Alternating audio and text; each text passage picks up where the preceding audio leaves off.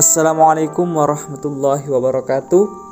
Perkenalkan, saya Muhammad Kasmul, peserta Latsar CPNS 2022, gelombang kedua angkatan ke-110 kelompok 3. Kali ini saya akan memaparkan manajemen ASN dan Smart ASN. Manajemen ASN adalah pengelolaan ASN untuk menghasilkan pegawai ASN yang profesional, memiliki nilai dasar, etika profesi, bebas dari intervensi politik, dan bersih dari praktik KKN.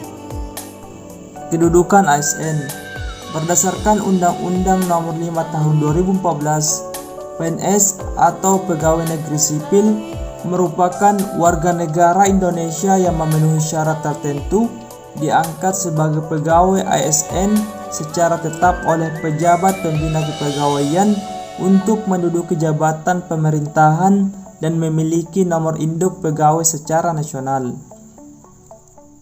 Sedangkan PPPK atau pegawai pemerintah dengan perjanjian kerja adalah warga negara Indonesia yang memenuhi syarat tertentu yang diangkat berdasarkan perjanjian kerja untuk jangka waktu tertentu dalam rangka melaksanakan tugas pemerintahan sesuai dengan kebutuhan instansi pemerintah dan ketentuan perundang-undangan. Fungsi dan peran ASN ada 3. Yang pertama, pelaksana kebijakan publik. Yang kedua, pelayan publik. Dan yang ketiga, perekat dan pemersatu bangsa. Hak dan kewajiban ASN seperti yang terdapat pada tabel berikut ini. Hak PNS ada 5. Yang pertama yaitu gaji, tunjangan, dan fasilitas. Kedua, cuti. Ketiga, jaminan pensiun dan jaminan hari tua. Keempat, perlindungan. Dan yang kelima, pengembangan kompetensi. Sedangkan hak P3K ada 4. Yang pertama, gaji dan tunjangan. Yang kedua, cuti. Ketiga, perlindungan. Dan yang keempat, pengembangan kompetensi. Yang membedakan hak PNS dan P3K hanyalah jaminan pensiun dan jaminan hari tua. Kode etik dan kode perilaku ASN di sini disebutkan ada 4. Yang pertama, melaksanakan tugasnya dengan jujur. Yang kedua, melaksanakan tugasnya dengan cermat dan disiplin.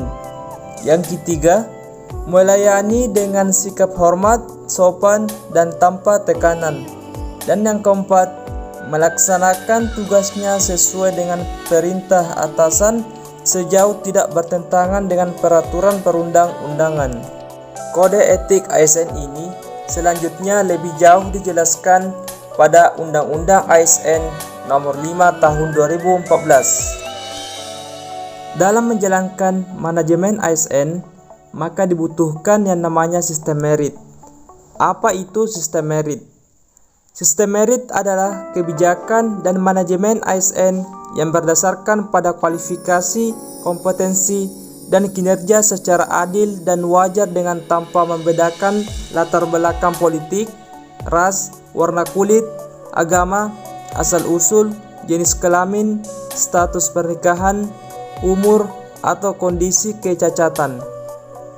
Manfaat adanya sistem merit ini, yang pertama, mendukung keberadaan penerapan prinsip akuntabilitas. Yang kedua, dapat mengarahkan sumber daya manusia untuk dapat mempertanggungjawabkan tugas dan fungsinya. Yang ketiga, instansi pemerintah mendapatkan pegawai yang tepat dan berintegritas untuk mencapai visi dan misinya. Selanjutnya, Smart ASN. Literasi digital merupakan pengetahuan serta kecakapan pengguna dalam memanfaatkan media digital seperti alat komunikasi, jaringan internet, dan lain sebagainya. Literasi digital ada 4 indikator. Yang pertama, kecakapan menggunakan media digital. Yang kedua, budaya menggunakan digital. Yang ketiga, etis menggunakan media digital. Yang keempat, aman menggunakan media digital. Keempat pilar yang menopang literasi digital yaitu etika, budaya, kemampuan, dan kecakapan dalam bermedia digital. Etika bermedia digital meliputi kemampuan individu dalam menyadari, mencontohkan, menyesuaikan diri, merasionalkan, mempertimbangkan, dan mengembangkan tata kelola etika digital atau netiquette dalam kehidupan sehari-hari.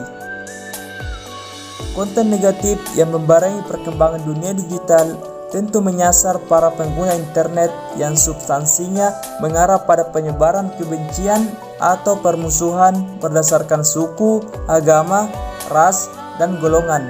Contohnya hoax, cyberbullying, dan hate speech.